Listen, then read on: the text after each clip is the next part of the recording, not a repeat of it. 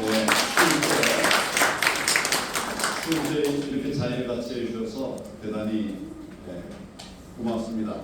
그리고 또 행사를 위해서 준비해 주신 김동구 목사님과 여러 목사님들, 스태프들에게도 감사의 말씀을 드립니다.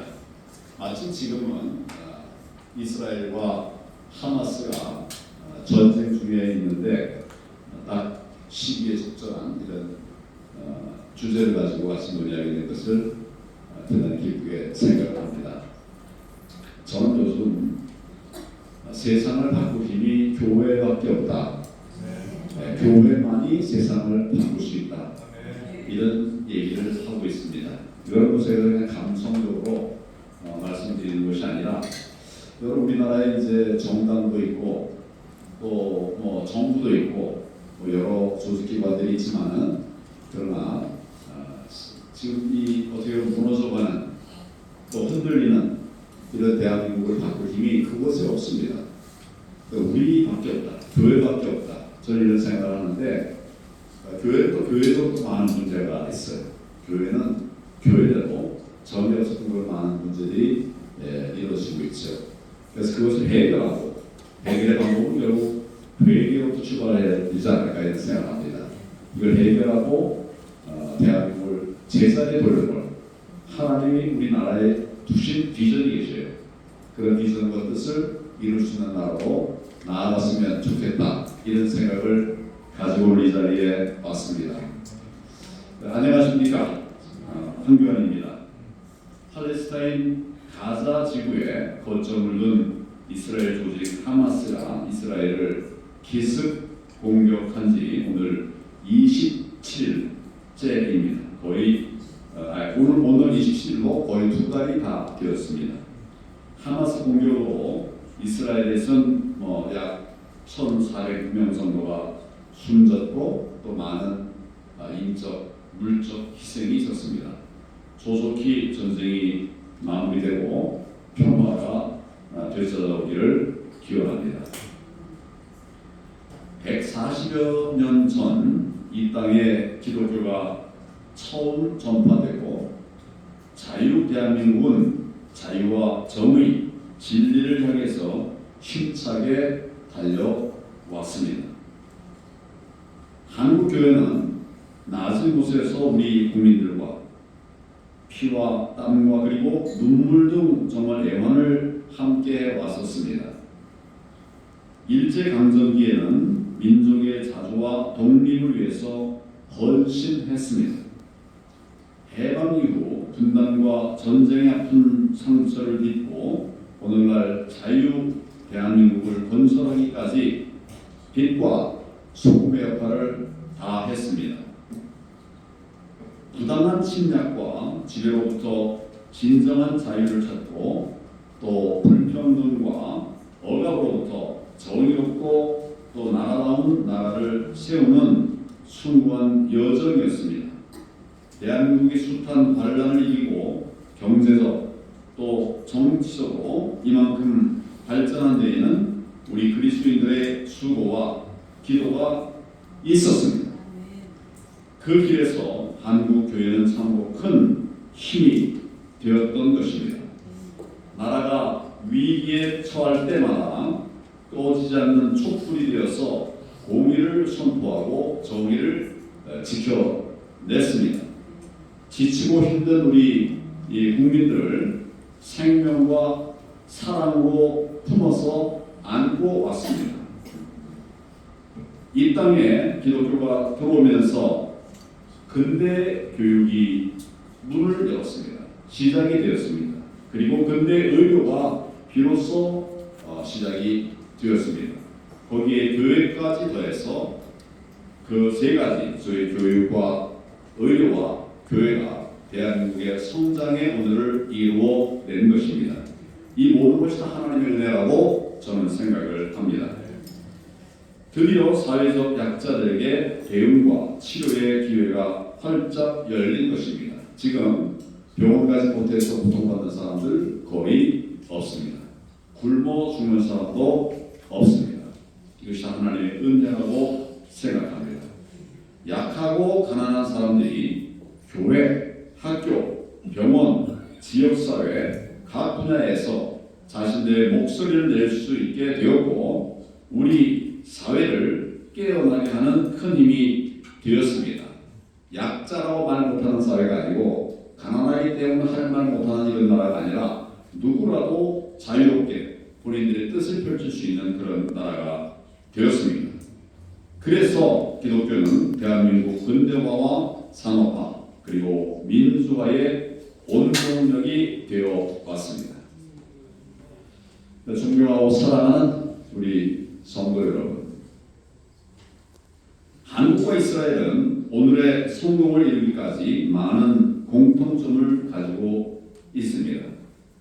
두손 자원이 없는 척박한 환경 속에서 우수한 인적 자원과 첨단 과학 기술로 놀라운 경제 성장을 이뤄냈습니다. 또 뛰어난 과학자들과 예술가들을 배출해서 현대 문명의 발전에 기여해 왔고 또 모든 젊은이들이 국방의 의무를 성실하게 다하고 있는 이런 점도 똑같습니다. 우리 대한민국과 이스라엘은 이제 지난 역사적 성과를 토대로 해서 새로운 미래를 향해서 함께 나아가고 있습니다. 선진화를 통해서 세계 초인류 정상국가로 힘차게 도약하고 있는 것입니다. 이를 실천하기 위해서 우리 두 나라는 미래 지향적 동반자로 우호 관계를 더 강화해 나가고 있습니다. 우리에게는 새로운 미래 그리고 새로운 꿈, 희망, 비전 바로 이런 것들이 공유되고 있습니다. 양국 간의 모든 분야에 거쳐서 보다 활발한 교류와 발전이 있기를 진심으로 기원합니다.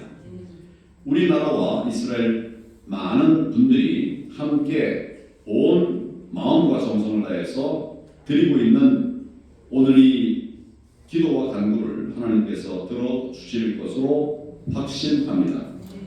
하나님께서는 우리나라와 이스라엘을 축복하시고 또 모든 국민과 이스라엘 국민을 품으시고 저 북한 동포들과 기근으로 고통받는 세계 곳곳의 어려운 사람들 긍휼히 여겨서 축복해 주시기를 갈망하고 또 우리가 그런 역할을 해야 된다고 생각합니다. 우리는 원조를 받던 나라에서 원조를 하는 나라가 되었는데 원조하는 일에 인색하면 안 됩니다. 네. 받을 때는 우리가 참 기쁜 마음으로 여러 나라로부터 도움을 받았는데 지금 우리 해야 할 때 하지 않아서는 안 된다고 생각합니다. 하나님의 사명은 10계명 1절부터 10계명 3장까지가 아닙니다. 10계명은 뭐라고 그럽니까? 제1계명부터 10계명까지가 다 하나님의 계명입니다. 근데 우리는 1, 2, 3, 4 계명까지만 지키면 내 할 도리를 다 했다. 이렇게 생각하는 사람들이 많은 것 같아요. 거기는 효도하지 않으면 안 됩니다.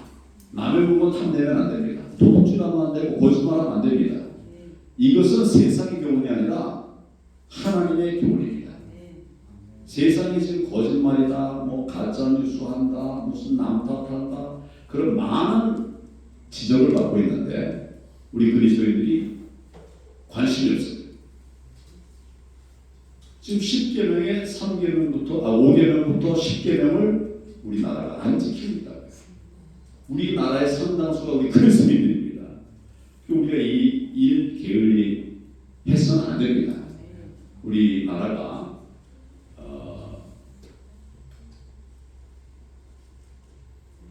그 뭡니까 1919년 독립선언할 때 그리스도인들이 70만밖에 없었어요. 70만. 그 중에 16명이 그 33일에 들어갔습니다. 이분들은 그분들이 우주에서 그분만 들어간 게 아니라 우리 기독교를 대표해서 들어간 사람들이에요. 그러니까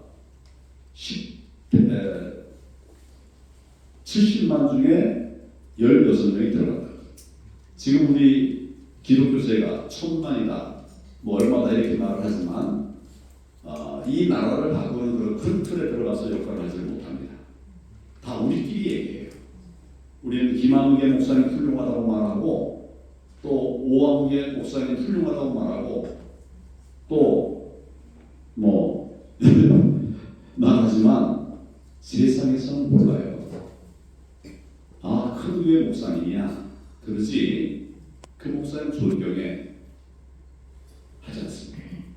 이 말은 뭐냐면 교회가 우리 사회에 영향력을 선한 영향력을 미치지 못하고 있다는 얘기예요. 과거엔 안 그랬습니다. 3.1운동 때는 우리 기독교인들이 존경받았고 또 이승만 대통령은 기독교의 이름으로 대한민국을 세웠고 그리고 기독교 입국을 하지 않았습니까? 세계의 애국가의 하나님이 보호하사 우리나라 만세 이런 나라 저는 거의 못 찾고 있어요. 미국이나 있으니까. 그런 귀한 나라였을 때 우리가 성장하고 발전하고 이 사회에 큰 영향력을 끼쳤는데 우리가 그런 정신을 잃고 나서는 이제 교회가 세상에서 비난과 치탄받는 그런 나라가 되었습니다. 이제 나는 그리스도인이야. 이렇게 밖에다가 당당하게 말을 못해요. 우리끼리만 그렇지. 세상의 모든 잘못된 것들을 다 우려하면서 정말 하나님의 빛을 하는 얘기를 할 수가 없는 것이죠. 그래서 이걸 저는 회개해야 된다고 생각합니다. 우리 가장 중요한 것은 뭐 할 일 많지만 먼저 할 일이 회개라고 생각합니다. 저는 한 2, 3년 전부터 계속 회개에 대해서 얘기하고 있고 저도 매일마다 회개를 하고 있습니다. 회개 기도를 하고 있습니다. 그래서 우리가 회개하면 제가 하나님께 받는 소망은 회개하면 내가 대한민국을 다시 살릴 것이다. 그 쉽습니까? 어렵습니까? 회개하는 거 어렵습니까? 쉽습니까? 어렵죠? 어렵다고 보면 어려워요. 근데 잘못하고 하나님 뭐 세상에다 얘기하라는 게 아니라 하나님에게 내 잘못한 걸 회개하라는 거거든요. 그게 왜 이렇게 어려울까요? 저는 이제 기도할 때마다 그날 내가 회개한 것들을 쭉 메모를 해요. 컴퓨터로 메모를 쭉 메모를 해가지고 해보면 매일 다른 기도 제목이 회개 제목이 나오고 많을 때는 먼저 하루에 그냥 30개가 없는 이런 회개 제목들이 나오면 그래요. 하나님께서 그렇게 우리 회개하면 다 풀어준다고 그러는데 왜 우리가 회개를 안 하고 있느냐 이런 말이에요. 그래서 그런 부분들이 고쳐지면 하나님께서 이 나라를 다시 저는 이런 생각을 합니다. 사도행전 1장 8절에 보면 오직 성령이 너에게 임하시면 너에게 권능을 받고 예루살렘과 온 유대와 사마리아와 땅끝까지를 내성이 되리라 이런 말씀을 예수님께서 하셨는데 지금 우리가 예루살렘에서 온 유대까지 갔습니다. 우리 막 복음으로 후원했어요. 그리고 온 유대를 넘어서 사마리아까지 가다가 저는 사마리아 입구쯤에서 다시 예루살렘으로 돌아왔다. 지금 이런 생각이에요. 여러분, 우리 선교사님이 몇 분입니까? 우리 한국에서 파송한 선교사 몇 분이나 될까요? 보세요. 이스라엘에 파송은 하는데 많을 때는 3만 명 있어요. 3만 명. 근데 어제 내가 어느 선교사님한테 그러니까 2만 명이라고 했어요. 2만 명. 그 정확한 건 아닐 거예요. 그분이 그냥 별 생각 없이 말씀하시는 거니까. 바꿔 말하면 어쨌거나 선교사가 줄어들고 있어요. 새로 파송되는 사람보다 줄어드는 사람이 더 많은 것 같아요. 우리가 거꾸로 가고 있다. 하나님의 말씀에 거꾸로 가고 있다. 그럼 우리나라가 그동안 잘 되어왔던 그런 모멘텀을 잃어버리는 것이죠. 그래서 우리가 정말 회개하고 신앙으로 다시 돌아가야 됩니다. 그럼 하나님께서 우리 힘을 주시고 정말 이 땅을 변화시키고 바꿀 그런 모멘텀을 우리에게 주시리라고 생각합니다. 오늘 이 기도에도 우리 이스라엘과 함께하는 그 기독교인들의 모임이 된 것인데 근본으로 돌아가는 생각하고 싶고 아주 굉장히 중요한 역할이 있다고 생각합니다. 여러분들께서 이 오늘 행사를 비롯해서 이스라엘과 함께하는 또 이스라엘 돌아가는 돌려보내는 이런 많은 역할들을 해주시는데 그 과정에서 우리나라 튼튼히 서서 세계에 정말 영향력 있는 그런 코리아와 이스라엘이 하나 되는 이게 연결되면 정말 큰 역사가 일어날 생각합니다. 오늘 귀한 시간 함께 해주셔서 대단히 감사합니다. 고맙습니다.